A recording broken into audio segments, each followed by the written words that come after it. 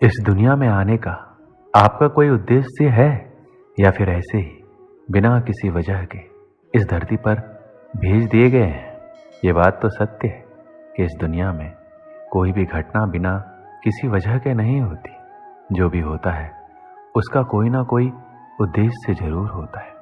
जब प्रत्येक घटना का कोई ना कोई उद्देश्य जरूर होता है तो आपके इस दुनिया में आने के पीछे भी कोई ना कोई उद्देश्य जरूर होगा। क्या आपने अपने इस उद्देश्य के बारे में कभी सोचा है? क्या आप जानना चाहते हैं कि आप इस दुनिया में क्या करने आए हैं? यदि आप जानना चाहते हैं तो इस वीडियो को अंत तक जरूर देखिएगा। इस दुनिया का प्रत्येक व्यक्ति केवल एक ही उद्देश्य और अधिकार के साथ पैदा होता है और वो है अपने जीवन में सफलता प्राप्त करना। हम ऐसा क्या करें जिससे हमें सफलता मिल सके? क्या ऐसा कोई मंत्र है जो हमें सफलता दिला सके? सफलता वो मंजिल नहीं है जिसे पाने के लिए हमारे आसपास के लोग हमसे कहते हैं और अपनी मर्जी को हम पर थोपते हैं, बल्कि सफलता वो मंजिल है जिसे हम खुद पाना चाहते हैं और हम वह पाना चाहते हैं जो हमें अच्छा लगता है। हम उसे पाना चाहते हैं जिसमें हमें सुखद अनुभव होता है। हमारी मंजिल वही है जिसे प्राप्त करने में हमें आनंद का अनुभव हो। अतः आप अपनी मंजिल को किसी दूसरे के बताने से नहीं बल्कि खुद चुनिए। फिर चाहे कोई भी और कितना भी आपका विरोध कर ले, कोई भी परेशानी पैदा कर ले, आप अपनी मंजिल तक पहुंच कर ही रहेंगे। तब आपको कोई रोक नहीं सकता।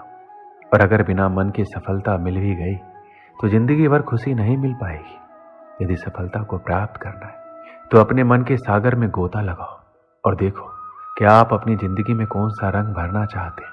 देखो कि आप अपने आप को किस रूप में देखना चाहते हैं। अपनी इच्छा को, अपने सपने को, अपने मन के आईने को सामने रखकर तो देखो। बिल्कुल साफ नजर आ जाएगा कि आप क्या चाहते हैं। आईना कभी झूठ नहीं बोलता, ना ही कोई शंका पैदा करता है। जो जैसा है बिल्कुल वैसा ही दिखाता है। अपने उद्देश्य को जानो और चल दो अपने मंजिल की ओर, जहां सफलता आपका इंतजार कर रही है। आपको सफलता को प्राप्त करने के लिए समझौता नहीं करना है। दूसरों की इच्छाओं को अपने ऊपर नहीं थोपना है। जो आज सफलता के शिखर पर है तो उसका एक ही कारण है कि उसने वो किया जो खुद करना चाहता था। उसने अपने मनपसंद कार्य को अपना कैरियर चुना। अतः यदि सफलता का प्राप्त करना है तो उठो, जागो और चल दो अपनी मनपसंद मंजिल की ओर। और तब तक मत रुको जब तक सफलता प्राप्त ना हो जाए। अपने खुद के सपने को हकीकत बना दो, ना कि दूसरे के थोपे गए सपनों को हकीकत बनाने की कोशिश करो। क्या आप जानते हैं एक सफल और एक असफल व्यक्ति में सबसे बड़ी समानता क्या होती है और सबसे बड़ी असमानता क्या होती है?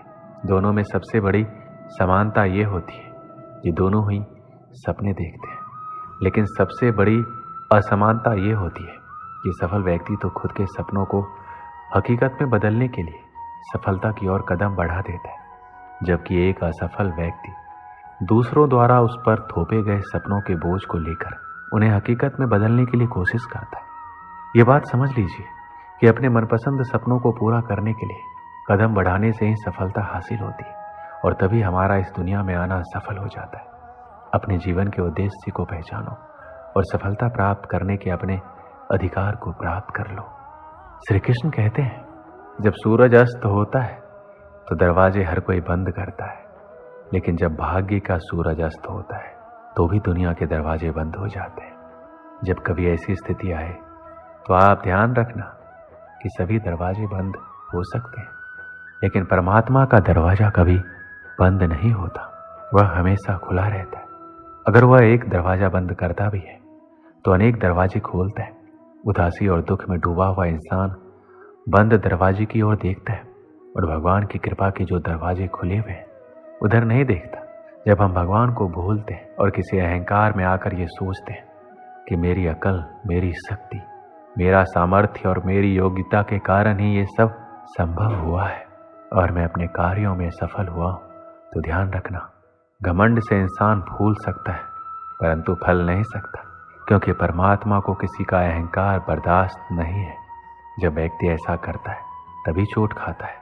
एक बार महाभारत में युधिष्ठिर के एक सवाल के उत्तर में भीष्म पितामह ने कहा मनुष्य से बढ़कर कोई नहीं। आपको ये जानकर आश्चर्य होगा कि 84 लाख योनियों के बाद हमें मनुष्य से जीवन मिलता है और संसार के सभी प्राणियों में मनुष्य ही सबसे श्रेष्ठ है। लेकिन इस धरती पर हम दुनियादारी के चक्कर में ऐसे फंस जाते हैं कि हमारी बुद्धि सीमित दायरे में ही सिमट कर रह जाती है।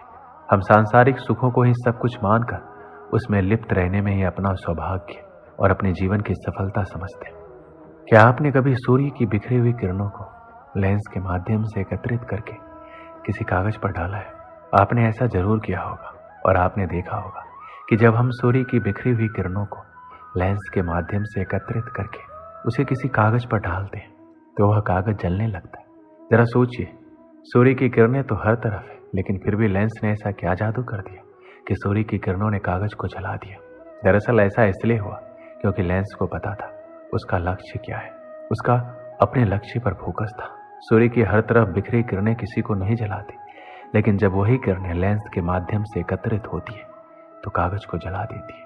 फोकस की मदद से आप ये समझने लगते हैं कि आपको क्या करना है और क्या नहीं करना है। फोकस रखकर काम करने से हर बिगड़े काम बन जाते हैं और आप अपनी ऊर्जा को बर्बाद नहीं करते हैं। अगर आप किसी भी क्षेत्र में ताबड़तोड़ सफलता चाहते हैं तो आपको अपने काम के प्रति समर्पित रहना होगा। जब आप अपने मनचाहे क्षेत्र से जुड़ा कोई काम करते हैं तो उस काम के प्रति समर्पित हो जाते हैं तो आपको सफल बनाने से कोई नहीं रोक सकता है, खुद आप भी नहीं। एक समय की बात है, एक राहगीर एक देश की यात्रा पर निकला। जब रास्ते में रात हो गई तो वो एक व्यक्ति के घर रुक गया। उस व्यक्ति का नाम था रामू। रामू ने उस राहगीर की खूब सेवा की और दूसरे दिन रामू ने राहगीर को उपहार देकर विदा किया।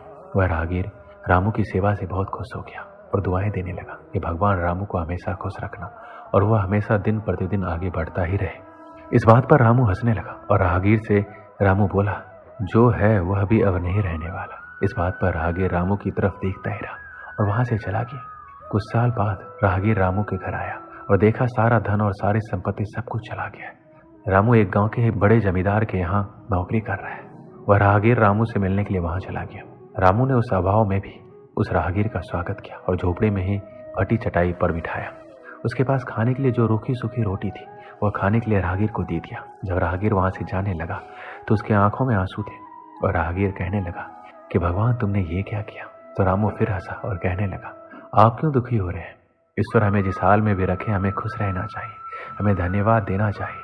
सदा समय बदलता रहता है और इतना ही नहीं, ये भी नहीं रहने वाला है। इस पर राहगीर सोचने लगा, मैं तो केवल वैसे ही राहगीर हूँ, लेकिन सच्चा राहगीर तो तुम हो रामू।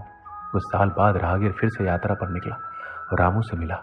देखा तो देखता ही रह गया, सब कुछ बदल चुका था। रामू अब जमींदारों का जमींदार बन चुका था। उसे मालूम हुआ रामू जिस जमींदार के यहाँ नौकरी कर रहा था उसकी कोई संतान नहीं थी। उसने अपनी सारी संपत्ति और जायदाद रामू को दे दी। राहगीर बहुत खुश हुआ और रामू से कहा, अच्छा हुआ वह जमाना गुजर गया, भगवान करे अब तुम ऐसे ही बने रहो। यह सुनकर रामू फिर हंसने लगा और कहने लगा, आपको अभी भी नादानी बनी हुई है। राहगीर ने फिर रामू से पूछा, क्या ये भी नहीं रहने वाला? रामू ने उत्तर दिया, हाँ, या तो ये चला जाएगा या फिर इसको अपना मानने वाला ही चला जाएगा। यहाँ पर कुछ भी नहीं रहने वाला है। अगर कोई चीज शाश्वत है तो वो है हमारी आत्मा, वो है हमारे मन की शांति, वो है हमारे मन का सुकून, और बाकी जो कुछ भी है वो हमेशा रह नहीं सकता। राहगीर ने रामू की बात को ध्यान से सुना और वापस चला गया। जो होता है उसे स्वीकार करो। कुछ सालों के बाद राहगीर उस गांव से गुजरा तो रामू का महल तो है, लेकिन उसमें रामू नहीं है। रामू अब इस दुनिया में नहीं रहा, उसकी मृत्यु हो चुकी थी। राहगीर मन ही मन सोचने लगा, एक इंसान जिंदगी भर कितना दौड़ता रहता है, रोता रहता है, दुखी रहता है। जिन चीजों के लिए इंसान तड़पता रहता है, दुखी रहता है, वास्तव में वह चीज तो हमेशा रहने वाली नहीं है, वो सारी चीजें बदलने वाली है। इस कहानी से हमें क्या शिक्षा मिलती है? हमारी जिंदगी में जब भी कोई मुश्किल, तकलीफ या दुख आए तो हमें ये सोचना चाहिए कि जिंदगी में इससे पहले मुश्किलें या उलझनें आई, क्या वो हमेशा रुकी? जैसे सारी मुश्किलें आकर चली गई वैसे ये भी चली जाएगी। ये हमेशा रहने वाला नहीं है, इसलिए आपको दुखी में दुख नहीं रहना है, क्योंकि ये हमेशा नहीं रहने वाला, ये भी चला जाएगा। दोस्तों, इस वीडियो में बस इतना ही। मिलते हैं अगली वीडियो में। अपना ख्याल रखिएगा। जय श्री कृष्ण।